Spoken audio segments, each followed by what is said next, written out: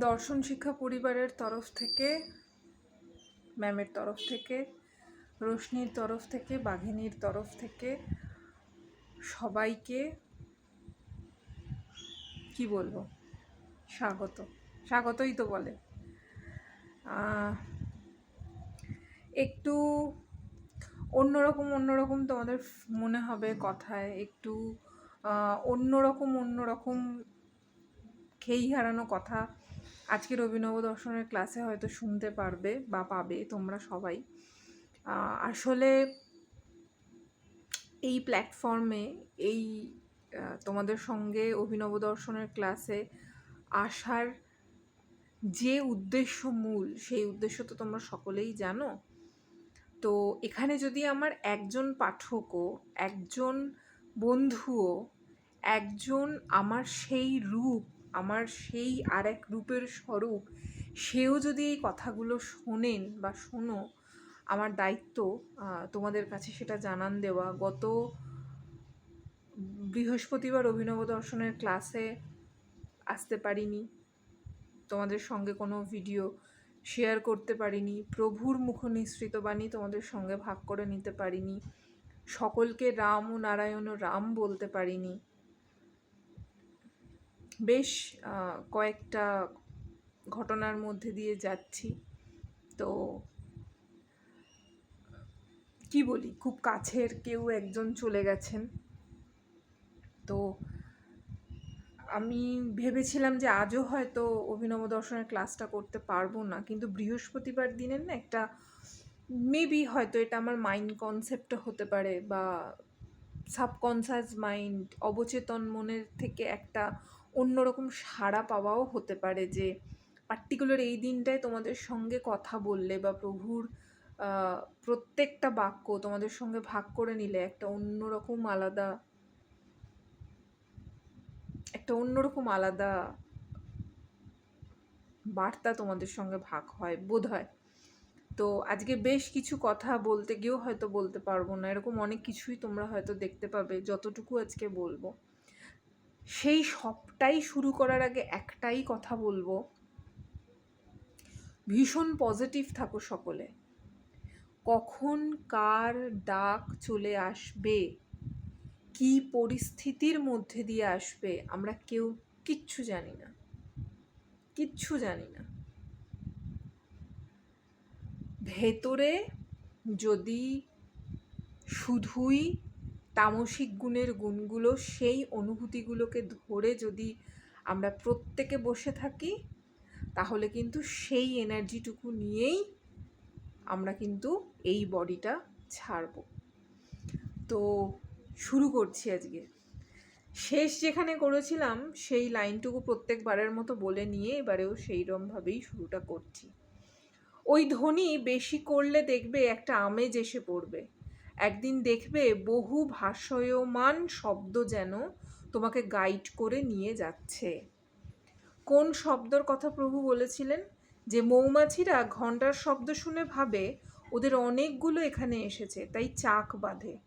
ঠিক সেরকম ঘন্টার ধ্বনির মতো তোমাদের জপের ধ্বনি লক্ষ লক্ষ সুর টেনে আনবে। আমরা মনে মনে অনেক কিছু চিন্তা করি না? অনেক কিছু জিনিস আমরা ভাবি না? কিছু না কিছু আমাদের সঙ্গে একটা না একটা কিছু চিন্তা আমাদের চলতেই থাকে। আমরা শত কিছুর মধ্যে থাকলেও কিছু একটা চিন্তা আমাদের মধ্যে চলতে থাকে, যেভাবে যেমনভাবে যেটা চিন্তা করি। মানে অবচেতন মনের সঙ্গে বাস্তব মনের, সাবকনসাস মাইন্ডের সঙ্গে প্রেজেন্ট মাইন্ডের এত বাজেভাবে একটা তফাৎ, একটা দূরত্ব, যে সাবকনসাস মাইন্ড চাইছে তুমি এই পার্টিকুলার দেহটাকে একটা খাদ্য দাও, যে খাদ্যটা সবসময় তোমাকে পজিটিভ এনার্জির মধ্যে এগিয়ে নিয়ে যাবে। আর আমরা সেখানে কি করি? আমার সঙ্গে কে কী করেছে, আমার কতটুকু খারাপ হয়েছে, আমি জীবনে কি পাইনি, আমার এমন কি পাওয়া দরকার ছিল যা আমি পেলে হয়তো ভীষণ ভালো হতো, শুধু হতাশা, নিরাশা, সবেতেই না, এই না ভাবতে ভাবতে, নায়ের চিন্তা করতে করতে আমাদের এই দেহক্ষেত্রটা এমন একটা নেগেটিভ জায়গা তৈরি করে নিয়েছে যে আমি যদি আমার নিজের জন্য কোনো পজিটিভ কিছু করি, কিছু একটা আমার মধ্যে কাজ করবে, এমন কিছু একটা কাজ করবে যেটা থেকে আমার সুন্দর যে পজিটিভ মুহূর্তটা, আমার যে সুন্দর অনুভূতিটুকু, সেটাও আমি এনজয় করতে পারবো না। মানুষ তো মানুষকে যে শুধুমাত্র ঘৃণা করবে, ভালোবাসবে, তার মানে কারুর না কারুর প্রতি, কোনো ব্যক্তির প্রতি, কোনো মনুষ্য দেহের প্রতি, কোনো মনের প্রতি, কোনো সোলের প্রতি এই যে আকর্ষণ ভাবটা অনুভব করে, বা আরেকটু উপরে উঠে গিয়ে বললাম, ভালোবাসা নামের যে ব্যাখ্যাটা দেয়, আরেকটু উপরে উঠে গিয়ে বললাম, সবটাকেই একটা অন্য রকম, কিছুই নেই এই চিন্তা দিয়ে যে ভাবে, তৈরিটা হচ্ছে কোথা থেকে এনার্জিটা? সেই দেহক্ষেত্র, সেই 7 চক্র দিয়ে। তো আমরা এমন কিছু শব্দ দ্বারা নিজেদের সেই সাবকনসিয়াস মাইন্ড অ্যান্ড প্রেজেন্ট মাইন্ডকে এমনভাবেই আলাদা করে রেখেছি, ওই মন বলছে ভাই তুমি একটু পজিটিভ কিছু ভাবো, আর এই মন বলছে না ভাই, কি করে ভাববো বলো, আমার জন্য কে কি করে গেল, সবাই তো আমাকে ঠকালো, সবাই তো সবার মতো করে আমাকে ব্যবহার করলো, এর উত্তর প্রকৃতি দেবে, এর উত্তর যেখানে লেখা হচ্ছে সেখানে দেবে। আরে বাবা, সাবকনসিয়াস মাইন্ড বলছে এর উত্তর তোমার কাছেই জানা, এর উত্তর সবই তুমি জানো, তুমি কেন কারুর জন্য অপেক্ষা করবে? তার অঙ্কের হিসেব সেখানে তার মতো করে হচ্ছে, তুমি তোমার কর্মক্ষেত্রটাকে কতটুকু কিভাবে সঠিক করতে পারলে? তুমি যদি শুধুমাত্র তোমাতে নিমজ্জিত থাকো, তখন কিন্তু আর তোমার ওই বাস্তব মনটা নিয়েও তোমাকে তখন নার্চারার করতে হবে না।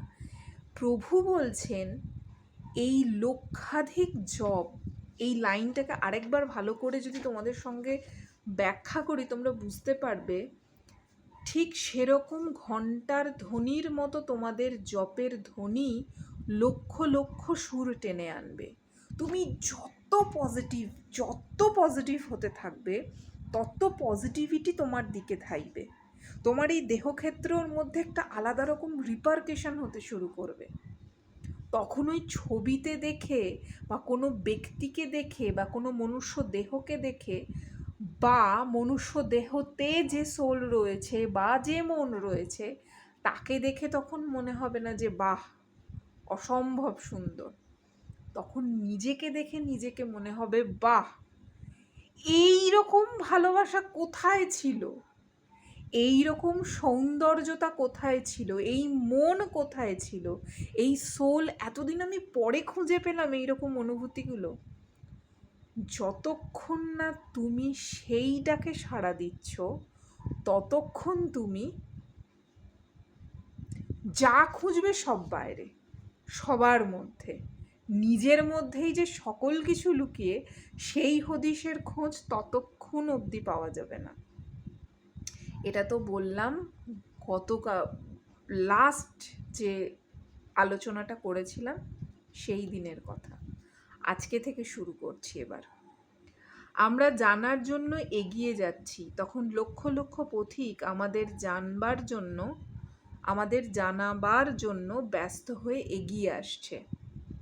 এক জিহ্বাতেই তুমি অনন্ত স্বাদ পাচ্ছ, এক রেডিওতেই তো বহু স্টেশন ধরছে, ঠিক সেরকম তোমার মধ্যে বহু বহু সুর এসে তোমাকে ঘিরে ধরবে। এখানকার যে প্রেম তার থেকে কয়েক কোটি গুণ এই প্রেম তোমাকে হতবাক করে দেবে। সম্মুখে দেখতে পাবে বিশ্ব রহস্যের এক বিরাট অফুরন্ত স্রোত বয়ে যাচ্ছে। কি ভাই সব, বন্ধুগণ, আমারই আর এক রূপের ধারা শুধু পাত্র আর মাত্রা ভেদে আলাদা, যে যে বয়সে উপস্থিত, যে যে মন নিয়ে উপস্থিত, যে যে ধারা নিয়ে উপস্থিত। কই বন্ধুরা, তোমরা কি সেই রকম স্টেশনের খোঁজ পেয়েছো যে স্টেশনে পৌঁছে গেলে সমস্ত স্টেশন কভার করা হয়? এমন একটা গন্তব্যস্থল যে আমি সমস্ত স্টেশন ঘুরে পার্টিকুলার সেই গন্তব্যস্থলটাতেই আসি। শিয়ালদায় পৌঁছাতে গেলে আমি যে যে রুটে থাকি, হাওড়া স্টেশনে পৌঁছতে গেলে আমরা যে যে রুটে থাকি সমস্ত স্টেশন ঘুরে আমি কিন্তু আসবো সেই নয় শিয়ালদা, না হলে হাওড়াতেই।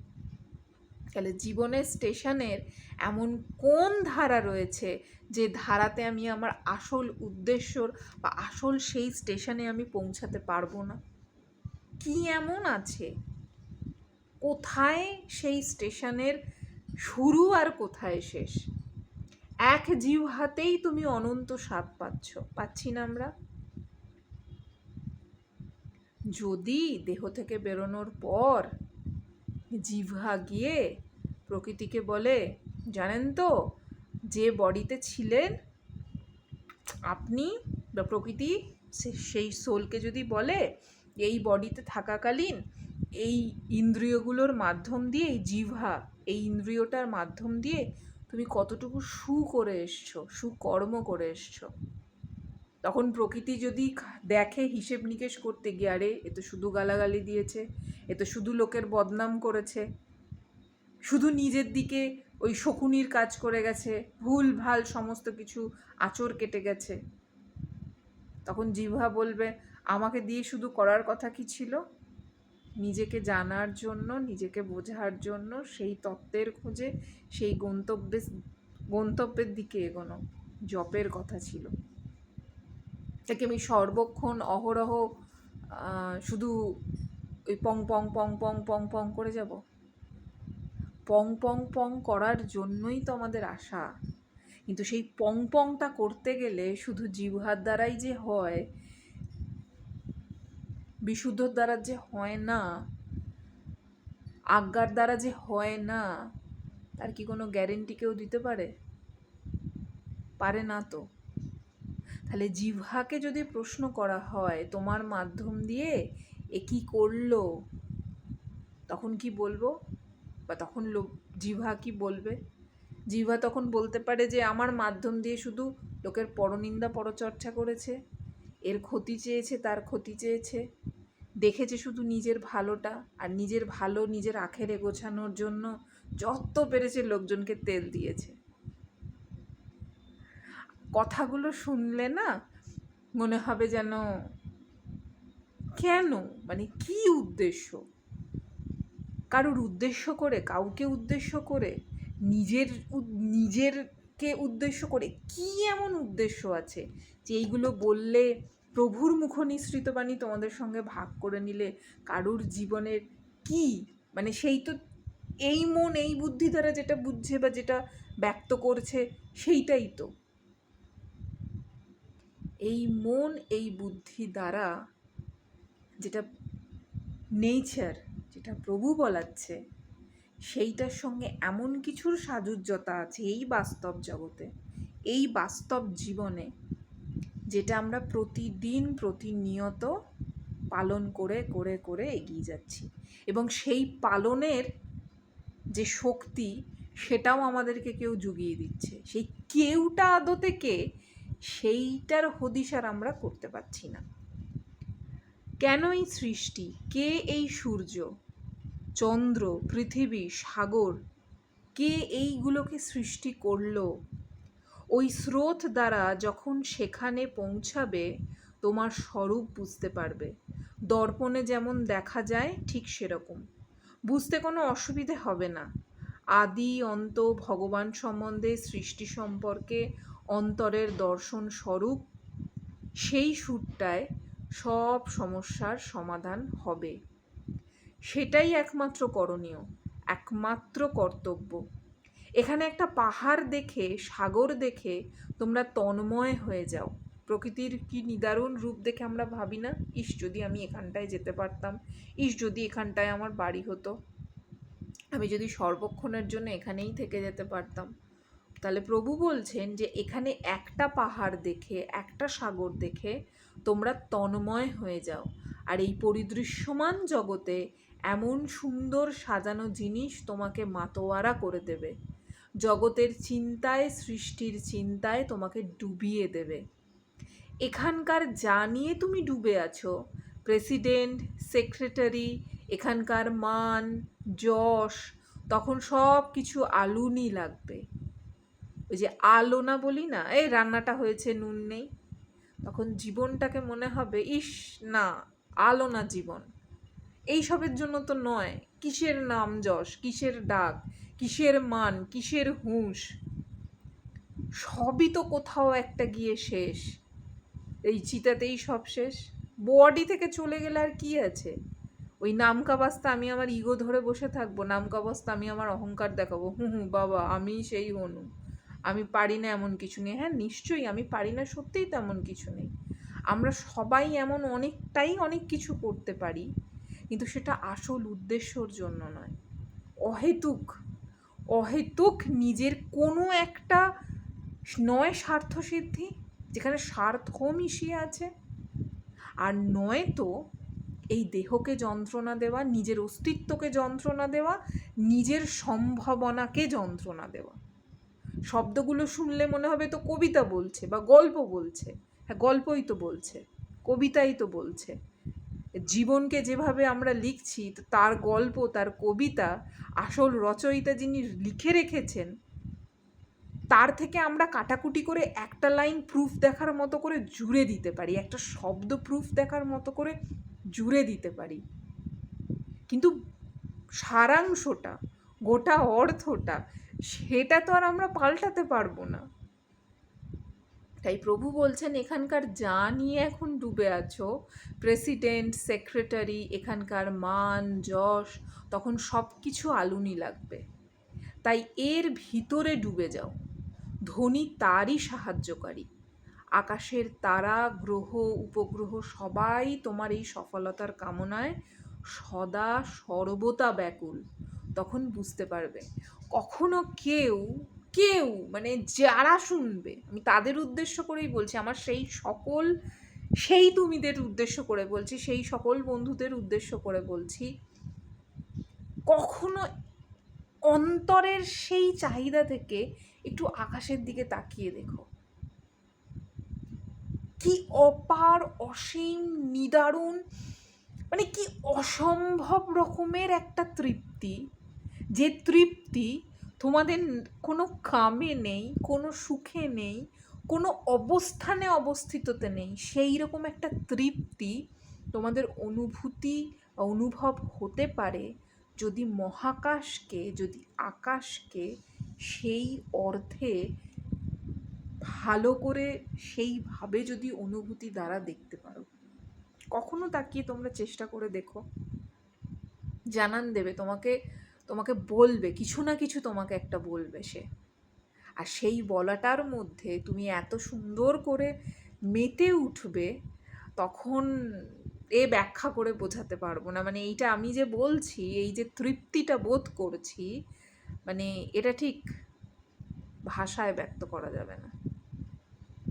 তোমাদের সঙ্গে মানে যে মেন্টাল স্ট্যাটাসটার বিলং করছিলাম, তোমাদের সঙ্গে কথা বলে, প্রভুর মুখ নিঃসৃত বাক্য তোমাদের সঙ্গে ভাগ করে, নিজেরই অনেকটা সেই জায়গাটা মনে হচ্ছে যে হ্যাঁ, মানে সব মিসঅ্যাপ তো ভাষায় ব্যাখ্যা করা যায় না। কিছু জিনিস তো ওই যেহেতু জন্মসূত্রে এখানে আসা, যেহেতু জন্মসূত্রে পৃথিবী লোকে আসা, তো এই কথা শুনতে ভাগ্য লাগে। দেখো কি সাংঘাতিক ব্যাপার। প্রভু বলছেন, তার মানে ভাবো এই কথা পড়তেও তো ভাগ্য লাগে। এই যে প্রভুর মুখ নিঃসৃত বাণীটা যে আমি পড়ছি, আমার দ্বারা যে তোমাদের কাছে প্রভু সেই সুযোগটা আমাকে করে দিয়েছেন, এটার জন্যও ভাগ্য লাগে। তাহলে এই কথা শুনতে ভাগ্য লাগে। আজ তোমরা জানতে পারলে, তাই তোমরা একটু বসে পড়ো, একটু কাজ করো, আমাকে একটু কাজে লাগাও, আজই থাক। আহা, এইরকমভাবে কে বলতে পারে যে আমাকে একটু কাজে লাগাও তোমরা, একটু বসো তোমরা? এরকম আকুতি কি তোমাদের ভালোবাসার মানুষজনও কি তোমাদেরকে করেছে? সে প্রেমিক হোক, স্বামী হোক, স্ত্রী হোক, বাবা মা হোক, ভাই বোন হোক, এইরকম কেউ বলেছে ভাই তুই একটু কাজে লাগ, তুই একটু কাজ কর বস? এবার এরকম করে কে বলবে যে তোমরা একটু বসো, একটু আমাকে কাজে লাগাও? আমাকে কাজে লাগাও মানে আমার এত অসীম অপার ভালোবাসা যা কোনো ব্যাখ্যায়িত নয়, তাকে একটু তোমরা কাজে লাগাও। কোথায় পাবে এইরকম অদৃশ্যমান একটা ভালোবাসা, যে ভালোবাসা আমাদের প্রত্যেকের মধ্যে বিরাজমান এবং প্রত্যেকটা মুহূর্তে বর্ষায়িত হচ্ছে, কেউ যেন বৃষ্টি ঝরিয়ে যাচ্ছে। আমরা বলি না, ফুল ফুটুক না ফুটুক আজ বসন্ত, আমাদের জীবনেও কিন্তু তাই। এবং আমাদের জীবনের প্রত্যেকটা জায়গায় ফুল ফুটে আছে, 7 চক্রতে তো ফুল ফুটে আছেই। সেই 7 চক্রের ফুল ফোটার সেই যে প্রত্যেকটা চক্রের বসন্ত, আহা! ও আমি মানে যত এরকম করে ব্যাখ্যা করতে থাকবো ততই মনে হবে যে আরও বলতে থাকি, আরও এরকম ব্যাখ্যা চলতে থাকুক, না শেষ করতে হবে, শেষটা তো করতে হবে। তো ঠিক আছে, আমরা তো ওই প্রুফ দেখার মতো করেই বলতে পারি, শব্দটা, এই শব্দটা এখানে যাচ্ছে না, এটাকে চেঞ্জ করে এর একটা সমার্থক বা একটা ভিন্নার্থক শব্দ আমরা বসিয়ে দিতে পারি। বাট গল্পটা কিন্তু লেখা হয়ে গেছে, টিকিটটাও কাটা হয়ে গেছে। সবাই ভীষণ ভালো থাকো, পজিটিভ থাকো, দর্শন শিক্ষা পরিবারের সঙ্গে থাকো, প্রভুর সঙ্গে থাকো, নিজের বিবেকের সুরের সঙ্গে থাকো। সকলে এবার বলো রাম নারায়ণ রাম, রাম নারায়ণ রাম, রাম নারায়ণ রাম। আর আমি তো সবসময় বলবো সকলে বুঝে বলো, না বুঝে বলো রাম নারায়ণ রাম, রাম নারায়ণ রাম, রাম নারায়ণ রাম। তোমাদের সঙ্গে নেক্সট ভিডিওতে দেখা হচ্ছে। সব শরীর ঠিক থাকলো, পরিস্থিতি ঠিক থাকলো, তাহলে আগামী বৃহস্পতিবার আবার আসছি। আজকের মতো টাটা।